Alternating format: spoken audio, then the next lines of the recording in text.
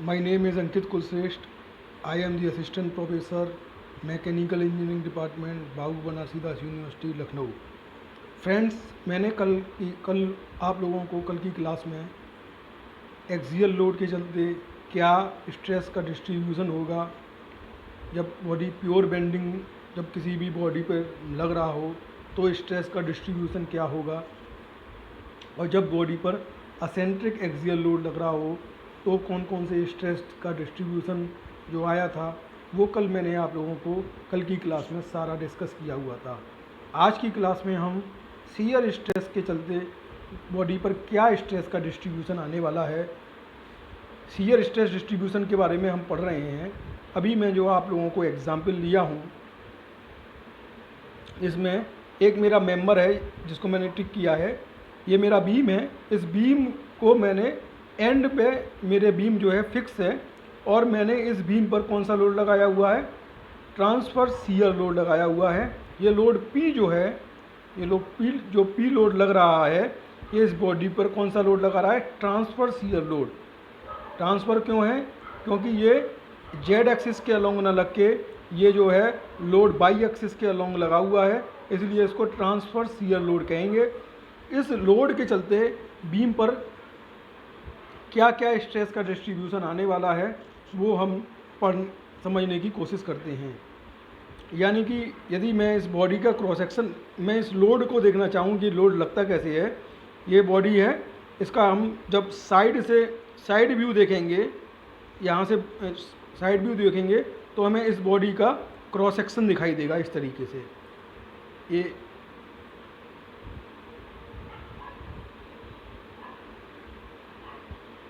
Sorry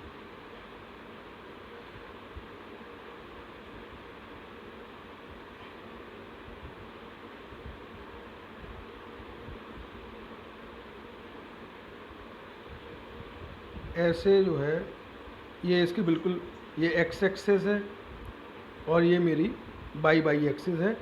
ये cross section है body का, सब हम इसको साइड से देख रहे हैं। और जो लोड P है वो अलोंग दी बाई एक्सिस लगा हुआ है, अलोंग दी बाई एक्सिस मेरा लोड P लगा हुआ है। तो ये जो है इस तरीके के लोडिंग को, जिसमें जो लोड होता है हमारा, जब बाई एक्सिस के अलोंग लगा हो या अलोंग दी एक्स एक्सिस लगा हो, तो इस तरीके के लोड को हम लोग क्या कहते हैं, ट्रांसफर शियर लोड। और एक्सियल लोड में क्या होता है, वो जो है ये जो बिल्कुल इसके सेंटर में जो एक्सिस जाएगी, बीम की जो एक्सिस होगी जेड एक्सिस, जब लोड जेड एक्सिस के अलोंग लगा होता है तो हम उसको एक्सियल लोड कहते हैं। जब हमारा लोड हमारा एक्स एक्सिस या बाई एक्सिस के अलोंग लगता है तो इस तरीके के लोड को हम लोग ट्रांसफर शियर लोड कहते हैं। तो इसके चलते होगा क्या, ये हमारी बीम है, ये हमारे एंड पर सपोर्ट है, तो ये डिस्टेंस L है, इस बीम की लंबाई L है। तो इसके चलते इस बीम पर P इंटू L का एक मूवमेंट लगेगा एंड वाले फाइबर पर। जो हमारा फाइबर सबसे एंड पर सपोर्टेड है उस पर P इंटू L का एक बेंडिंग स्ट्रेस, एक मूवमेंट लगेगा P इंटू L, जिसकी L क्या है, L डिस्टेंस हमारी फ्री एंड से लेके एंड जो हमारा फिक्स एंड है वहाँ तक की डिस्टेंस है। यदि मैं हाफ पोर्शन पे बात करूँ तो इस मूवमेंट की जो वैल्यू हो जाएगी वो क्या हो गई, P इंटू L बाई 2।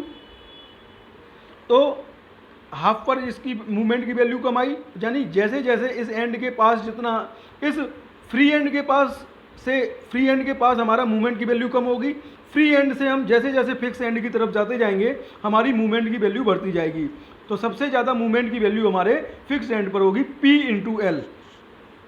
तो मूवमेंट की वैल्यू ज़्यादा है, तो यदि हम बात करें तो हमारा जो फिक्स एंड होगा उसका जो फाइबर होगा, फिक्स्ड एंड का जो हमारा क्रॉस सेक्शन होगा उस पर हमारा बेंडिंग स्ट्रेस की वैल्यू सबसे ज़्यादा आएगी, क्योंकि मूवमेंट की वैल्यू क्योंकि हमारी बेंडिंग इक्वेशन को यदि मैं मेमोराइज करूँ तो हमारी इक्वेशन होती है M/I = σ/बाई। तो M की वैल्यू, ये बेंडिंग स्ट्रेस सिग्मा B कह दूँ तो बेंडिंग स्ट्रेस की वैल्यू डायरेक्ट हमारे मूवमेंट पर डिपेंड करती है। तो मूवमेंट की वैल्यू सबसे ज़्यादा कहाँ है, हमारे फिक्स्ड एंड पर है।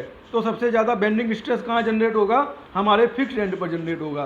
तो हमारा जो फिक्स्ड एंड वाला जो फाइबर है वो हमारा क्रिटिकल फाइबर होगा, जिसमें सबसे ज़्यादा यानी कि हमें फेल होने से बचाने के लिए हमें अपना फिक्स्ड एंड वाला फाइबर को यदि हम सेव कर लें तो मेरे बीम के सभी फाइबर ऑटोमेटिकली सेव हो जाएंगे। तो यदि इसमें हम बेंडिंग स्ट्रेस का डिस्ट्रीब्यूशन देखेंगे तो कुछ ये जो स्ट्रेस है, ये जो आप देख रहे हैं, this is the bending stress distribution at the fixed and fibre. एक तो इस लोड के चलते हमने देखा कि इस बीम पर बेंडिंग स्ट्रेस जनरेट होगा। दूसरा, इस बीम पर ये लोड क्या कर रहा है, इस प्लेन को शियर ऑफ करने की कोशिश कर रहा है। तो शियर ऑफ करने की कोशिश कर रहा है तो इस वजह से इस बीम पर हमारा एक डायरेक्ट शियर स्ट्रेस जनरेट होगा। इस डायरेक्ट शियर स्ट्रेस का जो मैग्नीट्यूड होता है वो टाउ डी यानी tau direct is to load P into area A upon INA into B. यहाँ पर P क्या है, लोड की वैल्यू है। एरिया, किस एरिया पर हम बेंडिंग स्ट्रेस जनरेट करना चाह रहे हैं, यानी कि हम ये जो लोड डायरेक्ट शियर स्ट्रेस है ये एरिया पर भी डिपेंड कर रहा है, लोड पर डिपेंड कर रहा है, साथ साथ एरिया पर डिपेंड कर रहा है। जैसे जैसे हम टॉप फाइबर से न्यूट्रल फाइबर की तरफ आते जाते हैं, हमारा जो एरिया का कंटेंट है, जैसे आप इस क्रॉस सेक्शन में देख पा रहे हैं, दिस इज द एरिया जो आप देख रहे हैं, हैचिंग पोर्शन देख रहे हैं, इसमें ये हैचिंग पोर्शन देख रहे हैं, ये एरिया। जैसे जैसे हम टॉप फाइबर से हम न्यूट्रल एक्सिस की तरफ आएंगे तो हमारा एरिया की वैल्यू बढ़ती चली जाएगी, तो हमारे डायरेक्ट शियर स्ट्रेस का जो वैल्यू है वो भी बढ़ती चली जाएगी। टॉप फाइबर पर हमारा एरिया का वैल्यू 0 होगी, इसलिए टॉप फाइबर पर डायरेक्ट शियर स्ट्रेस की वैल्यू 0 होती है, और न्यूट्रल एक्सिस पर हमारे एरिया की वैल्यू सबसे मैक्सिमम होती है, तो न्यूट्रल एक्सिस पर हमारा डायरेक्ट शियर स्ट्रेस सबसे मैक्सिमम होता है। और INA क्या है, न्यूट्रल एक्सिस के अबाउट हमारा मोमेंट ऑफ इनर्शिया। बाई क्या है, हमारी न्यूट्रल एक्सिस से जो एरिया जहाँ पर हम shear stress direct shear stress निकालना चाह रहे हैं उसके सेंट्रॉइड तक की distance. This y is the distance from neutral axis to centroid of the hatched area. यहाँ पर उस हैचेड एरिया वो एरिया है यहाँ पर हम अपना डायरेक्ट शियर स्ट्रेस निकालना चाहते हैं। तो आप देख सकते हैं कि ये जो हमारा डायरेक्ट शियर स्ट्रेस है वो एरिया पर डायरेक्टली प्रोपोर्शनल है। तो हैचिंग एरिया की वैल्यू सबसे टॉप फाइबर पर 0 होगी, और जैसे जैसे हम न्यूट्रल एक्सिस पर जाते जाएंगे हैचेड एरिया का मैग्नीट्यूड भी बढ़ता चले जाएगा। इसलिए जो डायरेक्ट शियर स्ट्रेस होता है उसका मैग्नीट्यूड हमारा टॉप फाइबर पर 0 होता है, न्यूट्रल एक्सिस पर मैक्सिमम होता है, और बॉटम पर भी फिर मैक्सिमम हो जाता है, 0 हो जाता है। यानी कि कह सकते हैं कि जो हमारा डायरेक्ट शियर स्ट्रेस है उसका मैग्नीट्यूड न्यूट्रल एक्सिस पर सबसे मैक्सिमम होता है, और टॉप फाइबर और बॉटम फाइबर पर उसका जो वैल्यू होती है वो 0 होती है। यहाँ से हम देख रहे हैं ये एक पैराबोलिक रिलेशन है, स्क्वायर वाला रिलेशन है। एरिया का जो यूनिट होता है मीटर स्क्वायर है, तो यहाँ से हम कह सकते हैं कि डायरेक्ट शियर स्ट्रेस का जो वेरिएशन होता है वो हमारा एक पैराबोलिक शेप में आ जाता है। तो because of this transfer shear load हमारे बीम में 2 टाइप के स्ट्रेस जनरेट होते हैं, एक होता है बेंडिंग स्ट्रेस और दूसरा होता है direct shear stress. Bending stress की मैक्सिमम वैल्यू हमारे जो फिक्स एंड का जो फाइबर है उस पर आती है, और यदि हम बात करें ये एक बेंडिंग स्ट्रेस है तो टॉप फाइबर और बॉटम फाइबर पर हमारे बेंडिंग स्ट्रेस का मैग्नीट्यूड मैक्सिमम होगा, और न्यूट्रल एक्सिस पर बेंडिंग स्ट्रेस का मैग्नीट्यूड 0 होता है। जबकि हम बात करें डायरेक्ट, इस ट्रांसफर शियर लोड के चलते एक डायरेक्ट स्ट्रेस भी जनरेट होगा। इस डायरेक्ट स्ट्रेस की वैल्यू टॉप फाइबर और बॉटम फाइबर पर 0 होती है और न्यूट्रल एक्सिस पर मैक्सिमम होती है। तो हम देखें अब हम क्या करते हैं, इसके एक एक पॉइंट को जो हमारा जो हमारा फाइबर फिक्स एंड से सपोर्टेड है, उस फाइबर के हम सबसे टॉप मोस्ट फाइबर के पॉइंट को हम एक्स पॉइंट कह रहे हैं। This is the X point is the top most fibre point, Y point is the bottom most fibre point, and N point जो है हमारा, जेड पॉइंट जो है वो हमारा न्यूट्रल एक्सिस का पॉइंट है, और एन पॉइंट हमारा जो है टॉप फाइबर और न्यूट्रल फाइबर के बीच का पॉइंट है। तो एक एक करके हम यहाँ देख पा रहे हैं, एक्स पॉइंट ये हमारा एक्स पॉइंट है, ये मेरा बाई पॉइंट है, ये मेरा जेड पॉइंट है न्यूट्रल फाइबर वाला, और एन जो है कोई इंटरमीडिएट पॉइंट है। तो हम इन चारों पॉइंटों पर यदि स्ट्रेस का डिस्ट्रीब्यूशन देखना चाहें तो कुछ इस तरीके से आता है। एक्स पॉइंट की बात करें, एक्स पॉइंट हमारा क्या था, एक्स पॉइंट हमारा क्या था, हमारा सबसे टॉप मोस्ट फाइबर वाला पॉइंट था। तो टॉप मोस्ट फाइबर पॉइंट पर हमारा जो बेंडिंग स्ट्रेस है उसका मैग्नीट्यूड सबसे मैक्सिमम होगा, और वो कैसा नेचर का होगा, ये जो लोड है वो इसके चलते हमारे टॉप मोस्ट फाइबर के जो पॉइंट हैं वो हमारे टेंसाइल होंगे, और बॉटम मोस्ट फाइबर के पॉइंट कंप्रेसिव होंगे, और न्यूट्रल फाइबर के पॉइंट पर कोई बेंडिंग स्ट्रेस जनरेट नहीं होगा। तो इसका जो टॉप मोस्ट फाइबर का जो पॉइंट है उस पर स्ट्रेस का डिस्ट्रीब्यूशन सिर्फ और सिर्फ एक बेंडिंग स्ट्रेस, एक यूनिडायरेक्शनल बेंडिंग स्ट्रेस जनरेट होगा, जिसका मैग्नीट्यूड m/i, जिसके जो मैग्नीट्यूड है बेंडिंग स्ट्रेस का वो हम m/i = σ/y इक्वेशन से कैलकुलेट कर लेंगे। कैसे कैलकुलेट करते हैं, जब हम बेंडिंग स्ट्रेस पढ़ेंगे तो इसका डिटेल में स्टडी करेंगे। अभी सिर्फ आपको हर पॉइंट पर स्ट्रेस का कैसे डिस्ट्रीब्यूशन हो रहा है वो देखने की ज़रूरत है। अब मैं बात करूं, बाई पॉइंट हमारा बीम का सबसे बॉटम मोस्ट पॉइंट था। तो इस बॉटम मोस्ट पॉइंट पर हमारा कैसा स्ट्रेस है, बेंडिंग स्ट्रेस है, जिसका जो नेचर है वो कंप्रेसिव नेचर का है। और सिमिलरली हमारा m/i = σ/y इक्वेशन की हेल्प से हम अपना बेंडिंग स्ट्रेस इस बॉटम मोस्ट फाइबर वाले पॉइंट का, यानी बाई पॉइंट पर हम कैलकुलेट कर सकते हैं। अब हम बात करें जो हमारा न्यूट्रल एक्सिस का जो पॉइंट था, जिसको हम जेड पॉइंट कह रहे हैं, जो न्यूट्रल एक्सिस पर जो पॉइंट था उस पर हम देखें। अब देखिए एक्स और वाई पॉइंट पर हमारा सीयर नहीं आया, क्योंकि सीयर स्ट्रेस हमारे टॉप मोस्ट फाइबर और बॉटम मोस्ट फाइबर पर 0 होता है। सिर्फ और सिर्फ इस पर जो बेंडिंग स्ट्रेस होगा उसका मैग्नीट्यूड, मैक्सिमम मैग्नीट्यूड का बेंडिंग स्ट्रेस लगेगा, पर सीयर स्ट्रेस एक्स और वाई पॉइंट पर क्या होंगे, 0 होंगे।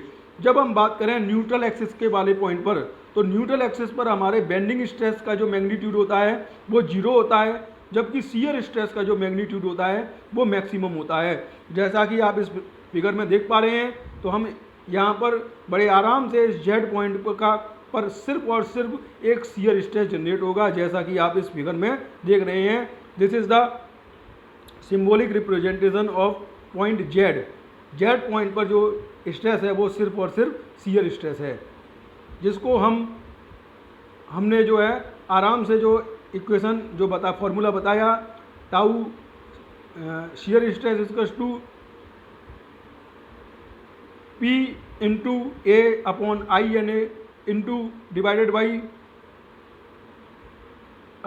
P × A/INA × V वाले फॉर्मूले से बड़े आसानी से हम इसको डायरेक्ट शियर स्ट्रेस को कैलकुलेट कर सकते हैं। अब हम बात करें, कोई इंटरमीडिएट पॉइंट n हमने ले लिया। ये जो n पॉइंट है वो हमारे टॉप मोस्ट फाइबर और न्यूट्रल फाइबर के बीच का पॉइंट है। तो इस पॉइंट पर हमारा जो बेंडिंग स्ट्रेस होगा वो एक टेंसाइल नेचर का होगा, परंतु ये बेंडिंग स्ट्रेस मैक्सिमम नहीं होगा, मैक्सिमम से कम होगा, और साथ साथ इस पॉइंट पर शियर स्ट्रेस भी लगेगा। तो इस पॉइंट पर हमारे एक बेंडिंग स्ट्रेस और शियर स्ट्रेस लगेंगे। तो इस पर स्ट्रेस का जो डिस्ट्रीब्यूशन है वो कुछ इस तरीके से होगा, जैसा कि इस फिगर में दिखाया गया है। तो यहाँ पर ना तो बेंडिंग स्ट्रेस मैक्सिमम होगा, ना ही शियर स्ट्रेस मैक्सिमम होगा। अब हम बात करें कि एक पॉइंट वो पॉइंट है जो न्यूट्रल फाइबर और बॉटम मोस्ट फाइबर के बीच का पॉइंट है, तो इस पर हमारा जो बेंडिंग स्ट्रेस होगा वो कंप्रेसिव नेचर का होगा और शियर स्ट्रेस भी लगेंगे। तो इस पर इस तरीके का शियर स्ट्रेस का ये जो इस पॉइंट का स्टेट होगा स्ट्रेस का, वो इस तरीके से रिप्रेजेंट किया जाएगा जैसा कि पॉइंट पी में हम दिखा रहे हैं। आई होप आपको ट्रांसफर शियर लोड के चलते कैसा स्ट्रेस का डिस्ट्रीब्यूशन आने वाला है हर पॉइंट पर, वो आपको क्लियर हो गया होगा। अब हम आगे बात करें बेंडिंग स्ट्रेस डिस्ट्रीब्यूशन और शियर स्ट्रेस डिस्ट्रीब्यूशन में क्या डिफरेंस है। तो सबसे पहले फर्स्ट डिफरेंस की बात करें, जो बेंडिंग स्ट्रेस होता है वो हमारा perpendicular to the cross section होता है और शियर स्ट्रेस डिस्ट्रीब्यूशन होता है वो parallel to the cross section होता है। This is the first difference. Second difference की बात करें, shear stress distribution is linear. जो शियर स्ट्रेस, क्योंकि शियर स्ट्रेस डिस्ट्रीब्यूशन में bending stress distribution is linear. Bending stress distribution में हम जो इक्वेशन यूज करते हैं M/I equals to sigma upon y, तो यहाँ पर जो इक्वेशन है वो बाई, यानी शियर स्ट्रेस की जो इक्वेशन है वो लीनियर आती है। लीनियर इक्वेशन आ रही है बाई बराबर mx के फॉर्म में आ रही है, इसलिए जो हमारा शियर स्ट्रेस बेंडिंग स्ट्रेस का जो डिस्ट्रीब्यूशन होता है वो लीनियर होता है। जबकि शियर स्ट्रेस का डिस्ट्रीब्यूशन में आप देख सकते थे कि एरिया के डायरेक्टली प्रोपोर्शनल है, तो एक एक्स स्क्वायर के डायरेक्टली प्रोपोर्शनल होता है, इसलिए जो इक्वेशन जो स्ट्रेस डिस्ट्रीब्यूशन होता है वो पैराबोलिक होता है। Shear stress distribution parabolic nature का होता है और बेंडिंग स्ट्रेस डिस्ट्रीब्यूशन हमारा लीनियर नेचर का होता है। अब हम बात करें पॉइंट 3 की, तो पॉइंट 3 में क्या लिखा हुआ है कि बेंडिंग स्ट्रेस डिस्ट्रीब्यूशन में जो एक्सट्रीम फाइबर होते हैं, एक्सट्रीम फाइबर मतलब टॉप मोस्ट फाइबर और बॉटम मोस्ट फाइबर, उसमें जो स्ट्रेस का जो मैग्नीट्यूड होता है वहाँ मैक्सिमम होता है। टॉप मोस्ट फाइबर पर यदि हमारा मैक्सिमम टेंसाइल स्ट्रेस है तो बॉटम मोस्ट फाइबर पर हमारा मैक्सिमम कंप्रेसिव स्ट्रेस होगा, या टॉप मोस्ट फाइबर पर हमारा मैक्सिमम कंप्रेसिव स्ट्रेस है तो बॉटम मोस्ट फाइबर पर हमारा मैक्सिमम टेंसाइल स्ट्रेस होगा। यदि हम बात करें शियर स्ट्रेस डिस्ट्रीब्यूशन की, तो वो हमारे एक्सट्रीम फाइबर्स पर हमारा shear stress, direct shear stress का जो मैग्नीट्यूड होता है वो 0 होता है।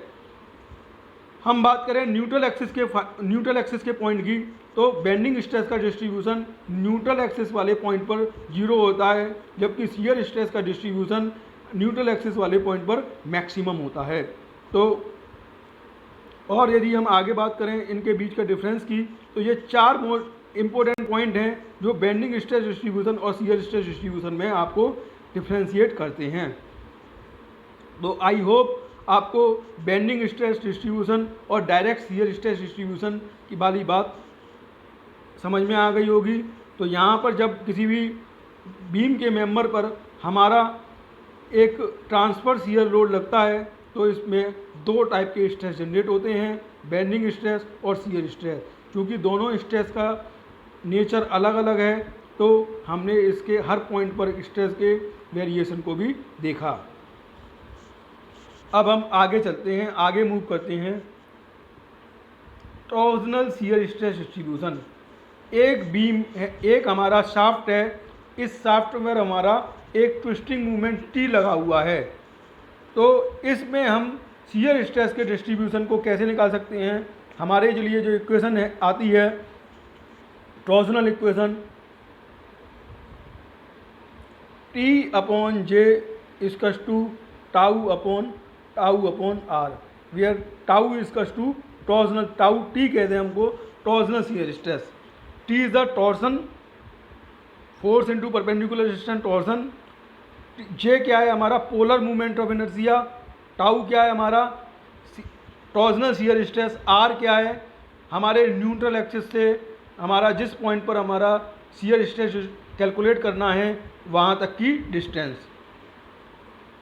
तो यहाँ से आप देख सकते हैं ये भी एक बेंडिंग की तरह, ये भी इक्वेशन एक लीनियर इक्वेशन है। तो यानी कि कहने का मतलब क्या हुआ कि टॉर्सनल शियर स्ट्रेस का जो वेरिएशन होगा वो एक लीनियर होगा, और ये जो है हमारा टॉर्सनल शियर स्ट्रेस आर पर डायरेक्टली डिपेंड कर रहा है। यहाँ से यदि हम रिलेशन फाइंड करें तो जो टाउ आएगा torsional shear stress tau T आएगा, वो जो क्या हो जाएगा T/J इंटू आर। तो ये हमारा आर पर, आर यानी कि न्यूट्रल फाइबर से लेके जिस फाइबर पर हमारा टॉर्जनल शियर स्ट्रेस कैलकुलेट करना है वहाँ तक की डिस्टेंस, तो आर के डायरेक्टली प्रोपोर्शनल है टॉर्जनल शियर स्ट्रेस। तो हम कह सकते हैं कि आर हमारा यहाँ मैक्सिमम होगा, वहाँ टॉर्जनल शियर स्ट्रेस मैक्सिमम होगा, और आर की वैल्यू जहाँ जीरो होगी वहाँ हमारा टॉर्जनल स्ट्रेस जीरो होगा। तो आप कह सकते हैं कि जो एक्सट्रीम फाइबर हैं वहाँ पर आर की वैल्यू सबसे ज़्यादा होती है, तो वहाँ पर टॉर्जनल शियर स्ट्रेस सबसे ज़्यादा होगा, और आर की वैल्यू न्यूट्रल फाइबर पर जीरो होती है तो वहाँ हमारा टॉर्जनल शियर स्ट्रेस भी जीरो होगा। तो टॉर्जनल शियर स्ट्रेस का जो वेरिएशन है वो एक लीनियर वेरिएशन आता है, लाइक दैट हमारे बेंडिंग मूवमेंट की तरह, बट ये एक शियर स्ट्रेस है और बेंडिंग स्ट्रेस एक नॉर्मल स्ट्रेस है। तो दोनों का नेचर अलग होता है, पर होता दोनों ही लीनियर नेचर का है, और दोनों ही एक्सट्रीम फाइबर पर torsional shear stress as well as bending stress हमारे एक्सट्रीम फाइबर पर मैक्सिमम होते हैं, और हमारे जो न्यूट्रल फाइबर है उस पर जो टॉर्जनल शियर स्ट्रेस होते हैं उनकी वैल्यू जीरो होती है। तो आई होप आपको टॉर्जनल शियर स्ट्रेस डिस्ट्रीब्यूशन भी समझ में आ गया होगा। अब हम ये हमारा यहाँ जो टॉपिक ओवर हुआ वो टॉपिक हुआ हमारे shear stress distribution. Stress distribution मतलब एक्सियल, हमने इस टॉपिक में एक्सियल स्ट्रेस डिस्ट्रीब्यूशन समझा, बेंडिंग स्ट्रेस डिस्ट्रीब्यूशन समझा, डायरेक्ट शियर स्ट्रेस डिस्ट्रीब्यूशन समझा, टॉर्जनल शियर स्ट्रेस डिस्ट्रीब्यूशन समझा।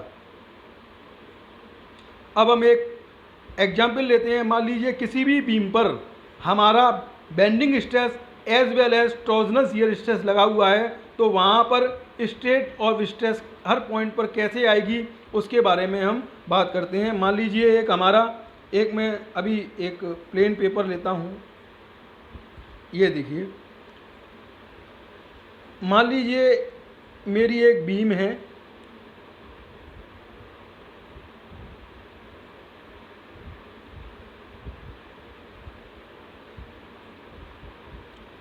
ये मेरी एक बीम है।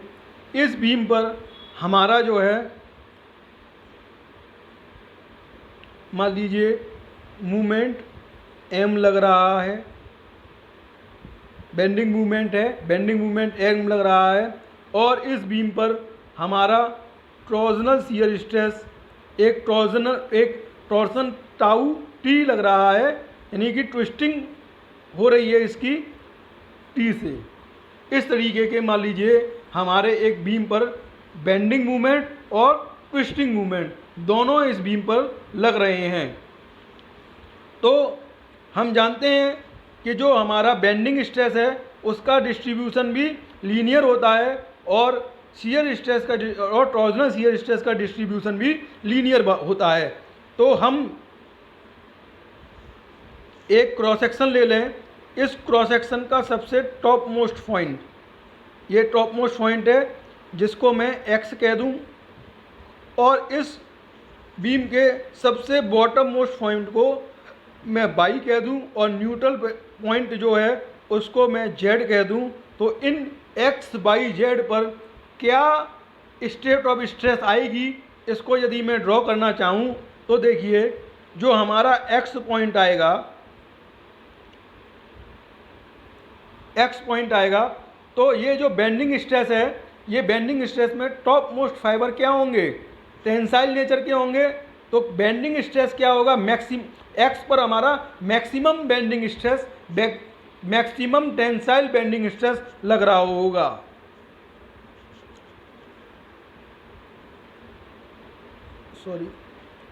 मैक्सिमम बेंडिंग टेंसाइल स्ट्रेस लग रहा होगा, जिसको मैं अभी आप लोगों को रिप्रेजेंट करता हूँ कुछ इस तरीके से। This is the sigma B,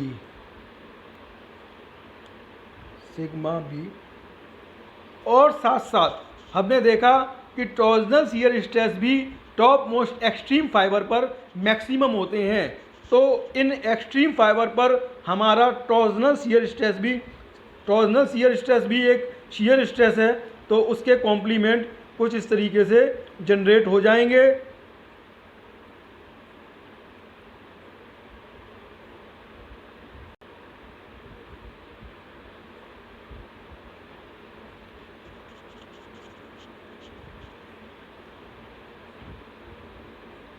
this is the tau T.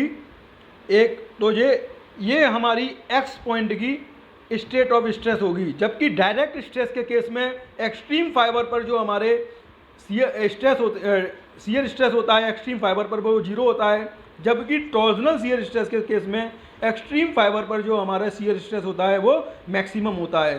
तो हमने देखा था जब बीम पर ट्रांसफर शियर लोड लग रहा था तो बेंडिंग स्ट्रेस तो एक्सट्रीम फाइबर पर मैक्सिमम थे, परंतु टॉर्जनल डायरेक्ट शियर स्ट्रेस की वैल्यू एक्सट्रीम फाइबर पर 0 थी। पर जब किसी बीम पर मेंबर पर मूवमेंट और ट्विस्टिंग दोनों साथ साथ हो रही हैं तो उसके एक्सट्रीम फाइबर हमारा क्या होगा, टॉर्जनल शियर स्ट्रेस भी मैक्सिमम होगा और बेंडिंग स्ट्रेस भी मैक्सिमम होगा। तो this is the state of stress eight point x. अब हम पॉइंट बाई की बात करें, सॉरी जो पॉइंट बाई होगा हमारा, उस पॉइंट बाई पर बॉटम इस अंडर दिस लोडिंग जो बॉटम मोस्ट फाइबर के जो पॉइंट हैं वो कंप्रेस हो रहे थे, तो जो बेंडिंग स्ट्रेस होगा वो कंप्रेसिव नेचर का होगा, कंप्रेसिव नेचर का बेंडिंग स्ट्रेस होगा। और टॉर्जनल शियर स्ट्रेस यहाँ पर क्या होंगे, maximum torsional shear stress generate होंगे, क्योंकि एक्सट्रीम फाइबर है हमारा तो maximum torsional shear stress generate होगा और मैक्सिमम बेंडिंग स्ट्रेस जनरेट होगा जो कि कंप्रेसिव नेचर का होगा। तो हमारा जो बॉटम मोस्ट फाइबर है उसका स्टेट ऑफ स्ट्रेस कुछ इस तरीके से आएगा। अब हम बात करें हमारा न्यूट्रल एक्सिस पर, तो न्यूट्रल एक्सिस के पॉइंट पर ना ही बेंडिंग स्ट्रेस जनरेट होगा ना ही हमारा टॉर्जनल स्ट्रेस होगा, तो न्यूट्रल एक्सिस पर कोई भी स्ट्रेस जनरेट नहीं होगा। तो this is the state of stress when a beam is subjected to both bending movement as well as twisting movement. तो हमारे अब इस केस में हम कह सकते हैं कि हमारे एक्सट्रीम फाइबर जो होंगे वो क्रिटिकल फाइबर होंगे, और उनके जितने भी पॉइंट होंगे वो सभी एक्सट्रीम फाइबर के जितने भी पॉइंट होंगे वो क्रिटिकल पॉइंट होंगे, क्योंकि वहाँ पर हमारा bending stress as well as torsional shear stress maximum है। तो जब हम डिज़ाइन करेंगे तो हम अपने एक्सट्रीम फाइबर को सेव कर लेंगे तो हमारे बीम की डिज़ाइन कंप्लीट हो जाएगी। तो अप टू दिस पॉइंट आप लोगों को समझ में आ गया होगा कि हमारे स्ट्रेस का डिस्ट्रीब्यूशन किस तरीके का होता है। तो आगे अब मैं जो अगला टॉपिक डिस्कस करने जा रहा हूँ, that topic is the elastic constant.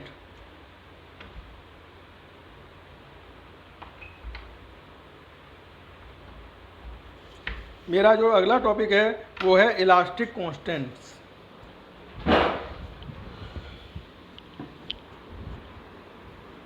Elastic constant is the my next topic. Elastic constant, तो आप लोग प्रीवियस लेक्चर में इलास्टिक कांस्टेंट के बारे में स्टडी करते चले जा रहे होंगे। पहला मैं जस्ट इसको रिकैप्चुलेट कर रहा हूँ। पहला इलास्टिक कांस्टेंट है मॉडुलस ऑफ इलास्टिसिटी और यंग्स मॉडुलस, जिसको मैं जनरली ई से रिप्रेजेंट करता हूँ। E is the symbol of modulus of elasticity या Young's modulus. What is the Young's modulus? It is the ratio of normal stress और engineering stress divided by longitudinal strain और engineering strain. It is the ratio of engineering stress to engineering strain. यदि हम engineering stress को engineering strain से divide कर दें तो जो रेशियो आता है that ratio is known as Young's modulus. अगला हमारा जो, अब आप लोगों को हमेशा कुछ वैल्यू याद रख लेनी चाहिए यंग्स मॉडुलस की। जैसे माइल्ड स्टील के लिए हमारा जो यंग्स मॉडुलस होता है उसकी वैल्यू 200 गीगा पास्कल होती है, और कास्ट आयरन के लिए हमारे यंग्स मॉडुलस की वैल्यू 100 गीगा पास्कल होती है। For aluminium the value of Young's modulus is 200/3। 200/3 giga pascal is the value of Young's modulus for aluminium. तो ये डाटा आप लोगों को, ये 3 डाटा, आप तीसरा या एल्यूमिनियम का चाहे याद कर पाएँ ना याद कर पाएँ, पर आपको ये 2 डाटा आपको हमेशा याद रखने चाहिए, Young's modulus of mild steel and Young's modulus of cast iron. Young's modulus of mild steel is 200 giga pascal and Young's modulus of cast iron is 100 giga pascal. अब अगला हमारा जो इलास्टिक कांस्टेंट है that is known as shear modulus या modulus of rigidity भी कहते हैं। It is the ratio of shear stress divided by shear strain. Shear stress को जब शियर स्ट्रेन से डिवाइड करते हैं तो जो रेशियो आता है वो हमारा आता है शियर मॉडुलस या मॉडुलस ऑफ रिजिडिटी।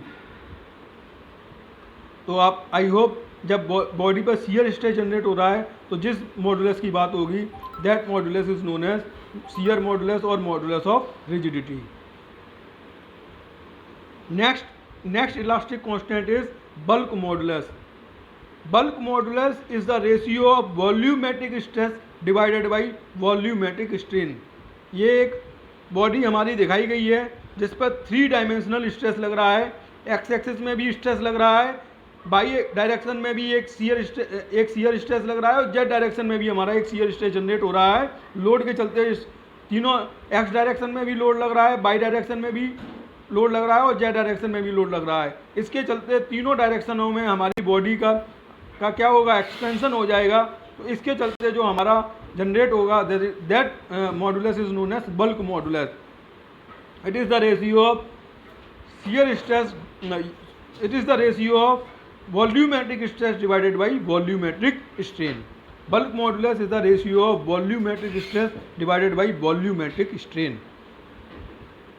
अब हमारी अगला जो हमारा इलास्टिक कांस्टेंट है that elastic constant is known as Poisson's ratio. It is very important. इसके बारे में अभी आप लोगों को बहुत डिटेल स्टडी हम कराएंगे कि पॉइजन्स रेशियो का क्या सिग्निफिकेंट है।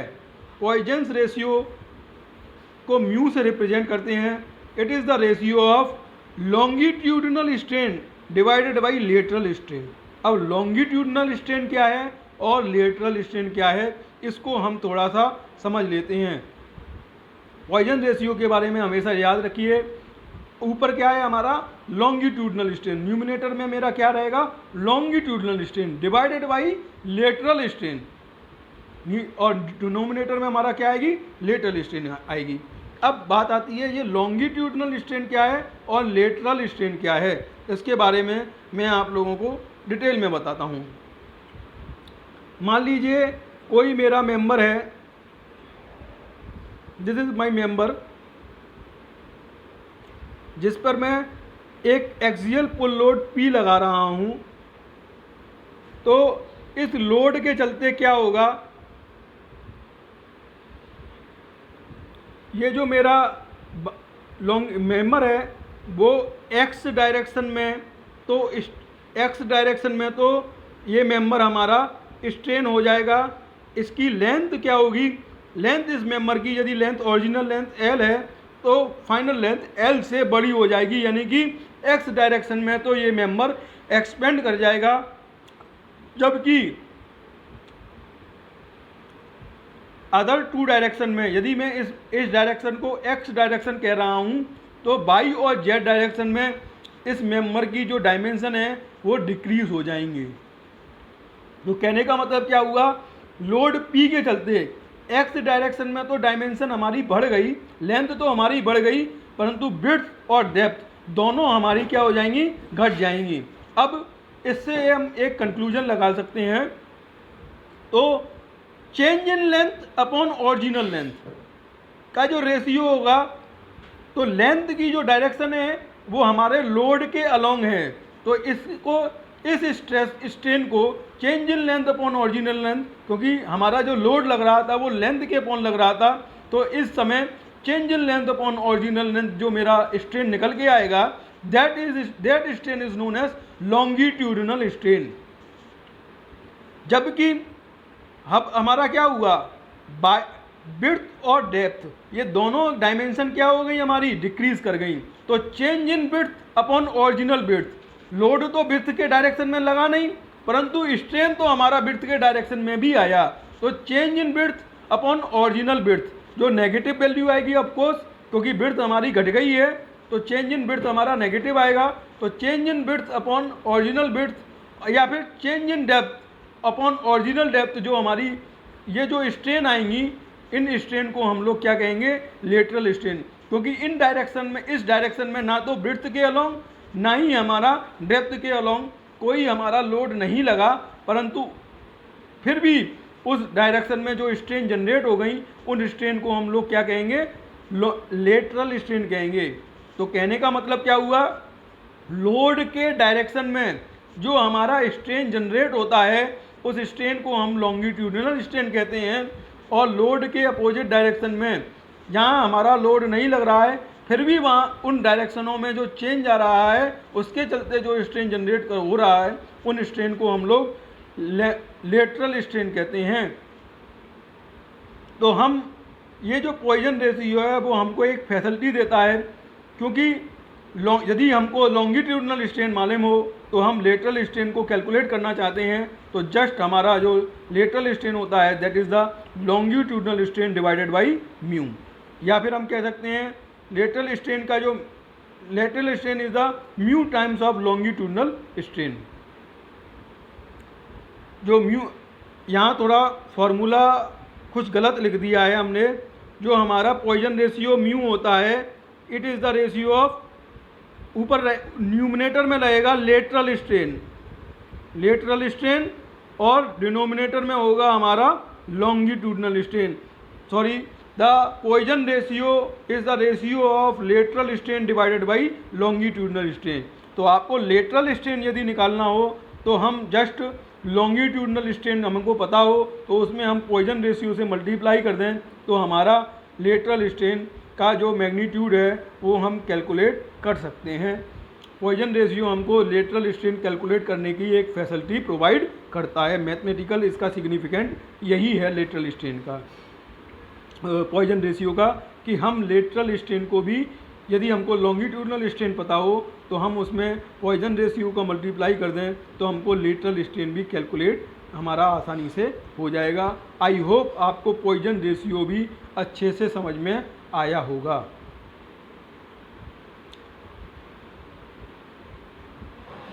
अब हम आगे चलते हैं अपने, मान लीजिए ये इस बढ़िया से एग्जाम्पल चलते हैं।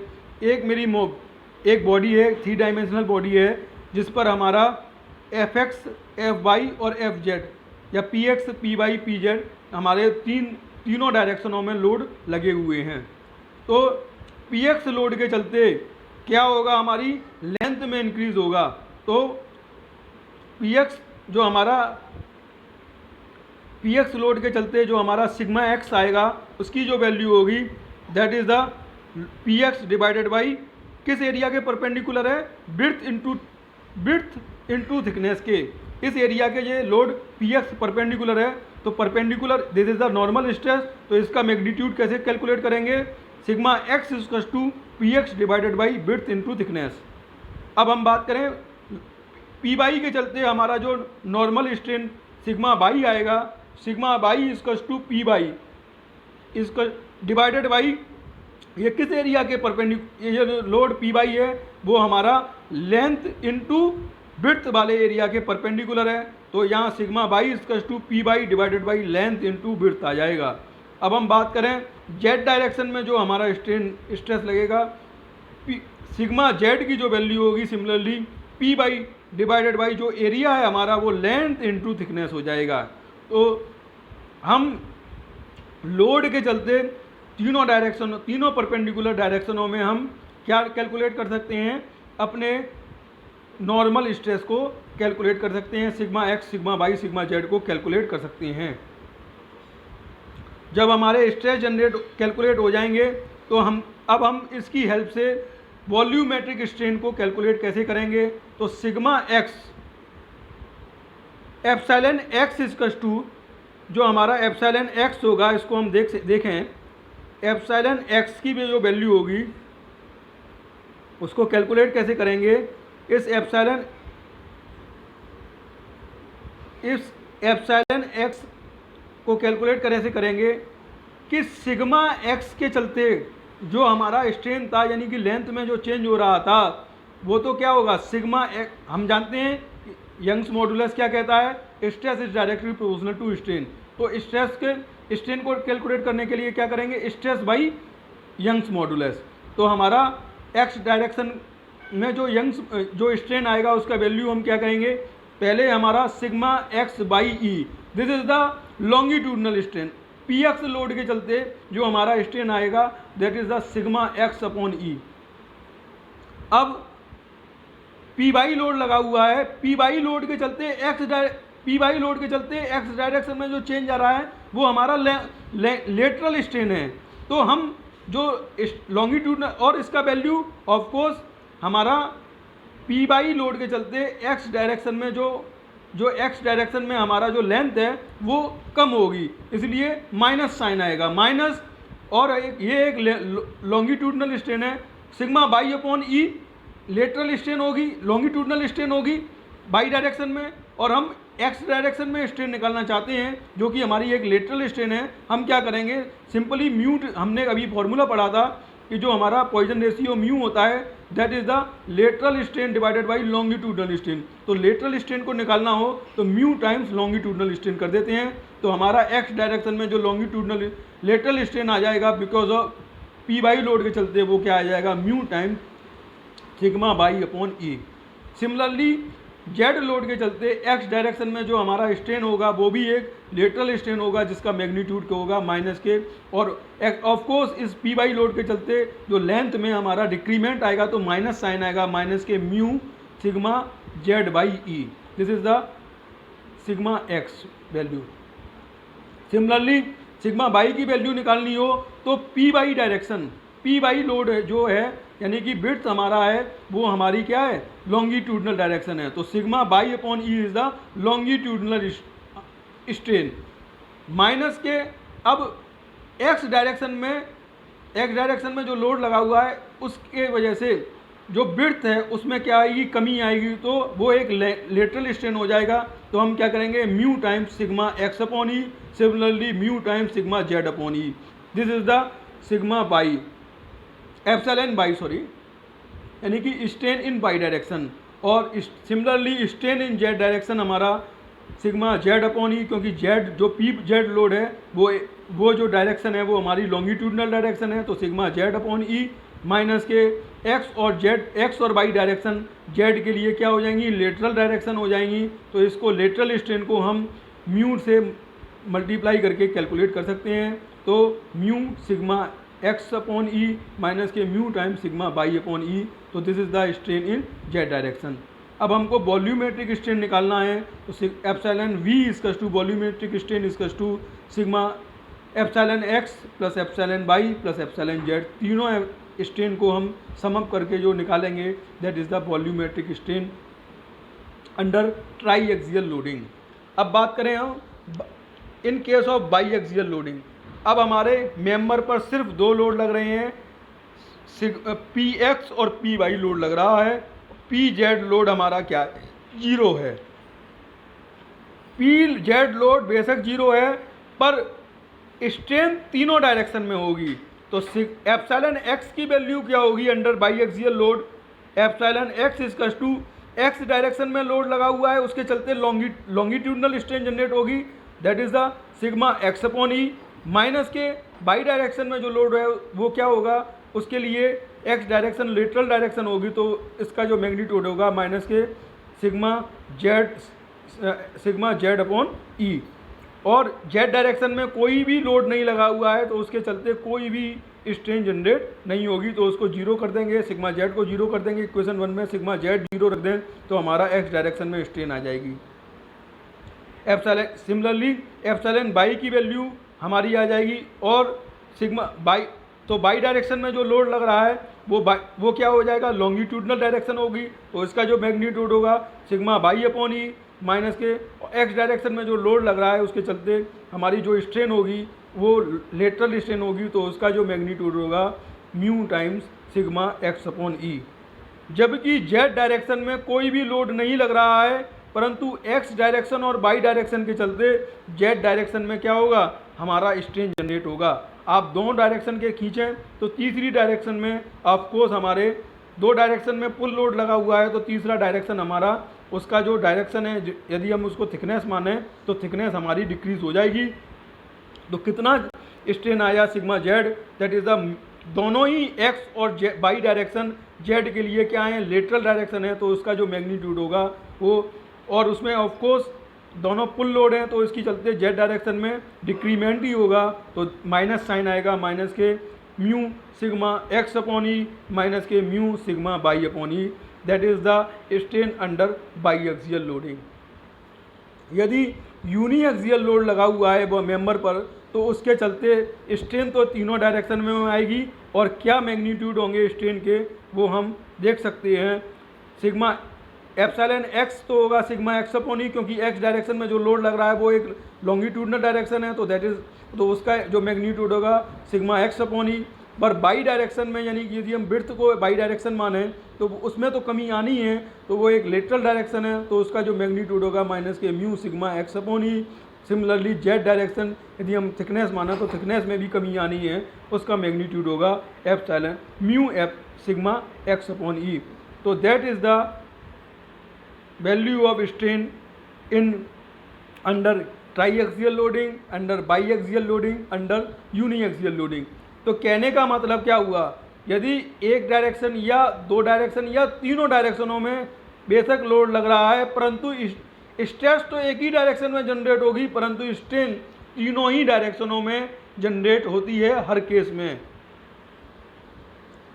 तो हम इसकी हेल्प से वॉल्यूमेट्रिक स्ट्रेन को आराम से कैलकुलेट इन फार्मूलों की हेल्प से, पॉइजन रेशियो के फार्मूलों की हेल्प से कैलकुलेट कर सकते हैं।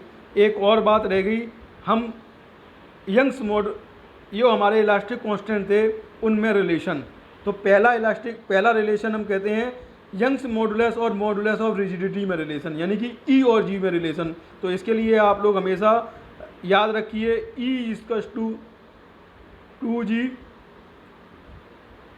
1 plus mu, this is the relation between Young's modulus and modulus of rigidity, और पॉइजन रेशियो तो साथ में रहता ही है। अगला हमारा रिलेशन है यंग्स मॉडुलस और बल्क मॉडुलस में रिलेशन, तो E equals to 3k 1 minus 2 mu, this is the relation between Young's modulus and bulk modulus. अब हम तीनों इलास्टिक कांस्टेंट में रिलेशन देखें तो इसकी वैल्यू आएगी E equals to 9kg upon 3k plus g, that is the relation between Young's modulus, bulk modulus and modulus of rigidity.